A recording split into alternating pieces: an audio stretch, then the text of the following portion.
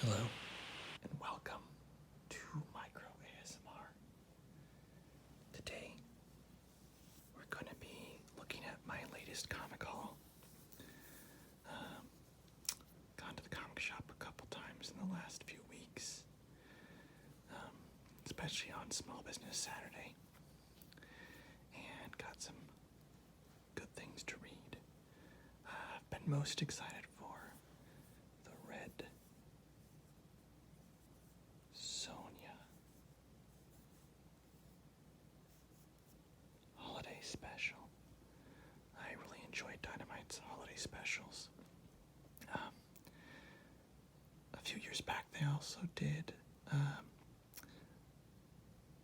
a holiday special for Grim Tales of Terror from Zenoscope, and I wish they had kept doing those Christmas issues of their horror short stories. That was a good one, but this is the annual Red Sonja holiday special. There's also a Vampirella one, but I don't have it yet. I forgot to ask my shop to order it sooner, so gotta wait another little bit for that. As you can see, my shop picked out the cosplay cover, and I enjoy it because it's got sort of a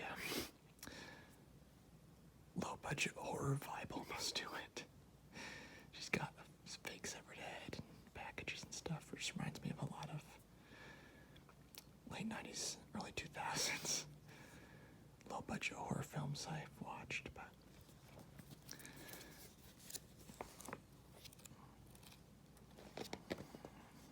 Red Sonja in the snow as usual.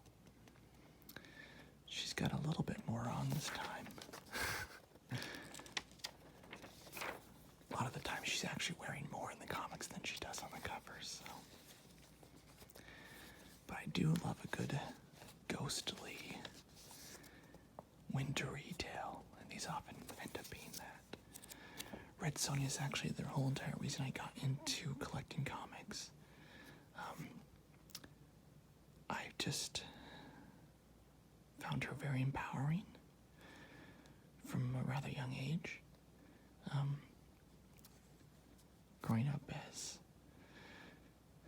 a gay man in a very conservative community and household, I, didn't feel like there was a lot for me.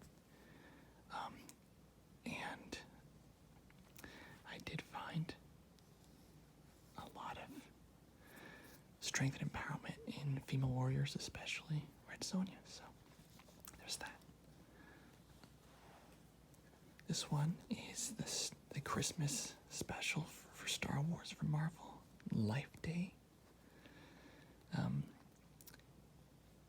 If you've ever heard of the Star Wars Christmas special, a terrible, awful special that people hate, but it's also become sort of a goofy cult classic. They celebrate Life Day in that holiday special, and so this is a Life Day issue.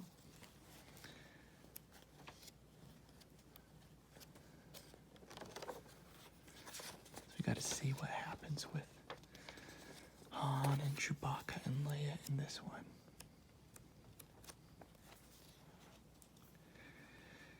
Then this is Web of Spider-Man. And I believe this is a young adult comic. Peter Parker, Spider-Man, scientist, and troublemaker. This collects issues number 1 through 5 of WEB of Spider-Man, Web of Spider-Man. I've not read a lot, if any, Spider-Man, but I've loved the movies for a long time and enjoyed the Spider-Woman cartoon when they would run reruns of it back when I was a kid. So this one should be a good read. Green Goblin.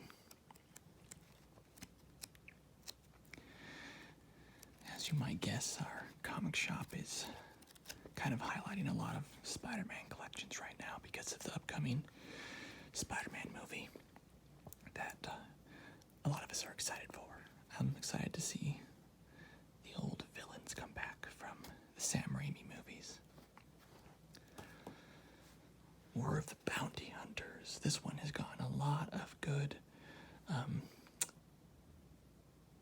reviews and publicity, and this is the collection of the stories from this run, and I'm very excited to read it. Ads, of course.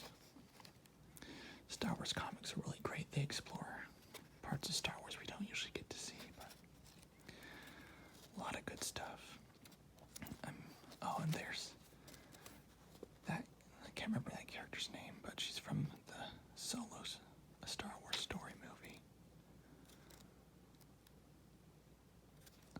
I wonder if Dr. Aphra will be in this one. I'm not as well versed on keeping up on exactly what's happening every time, but that will be really good to read. This is the most current issue of Sonja Versal. It's Dynamite's version of like War on Multiple Earths type of thing. So you got Red Sonjas from a ton of different dimensions coming together. It was originally supposed to be only a run of 6 issues, but it was so popular that they continued it. I've read the first 6 issues, but I haven't actually started into this next part yet. But it's good. Gotham City Villains Anniversary Giant. Gotta love that cover. Look at that, it's amazing. But who doesn't love Poison Ivy? So another wonderful idol of mine. Growing up watching Batman the Animated Series. So a lot of little stories, I believe, of the different characters. And look at this art. This art is really great. That one's going to be good to read.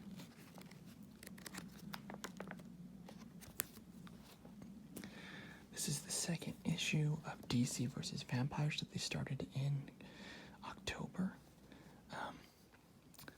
I love anything vampires, so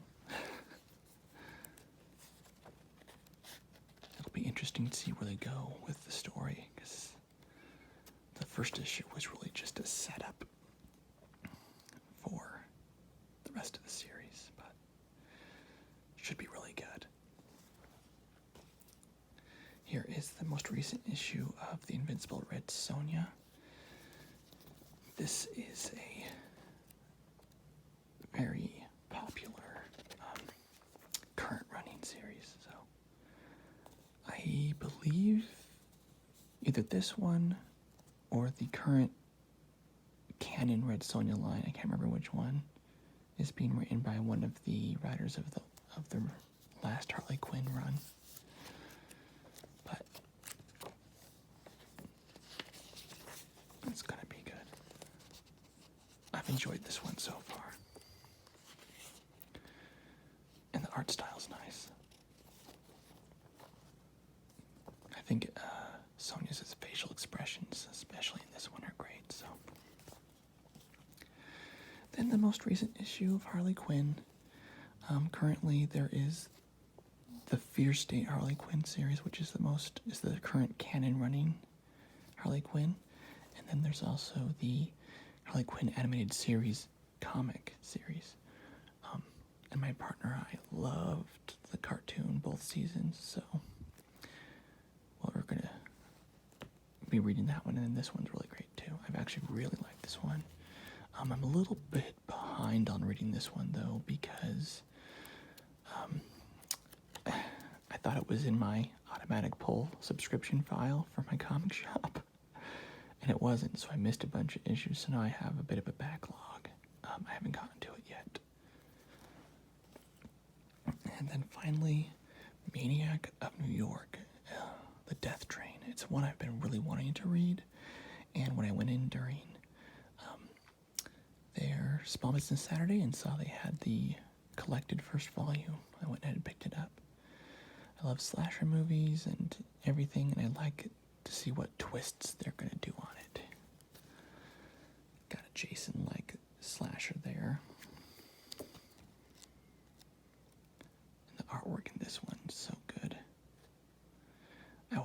this type of art, though. I'm not an artist, so I can't tell you, like, the different types of art or whatever. I mean, it kind of looks like a little bit like watercolor, but what do I know? I doodle sometimes. I paint, but I'm not like an artist. So, that's it. Thanks for watching this comic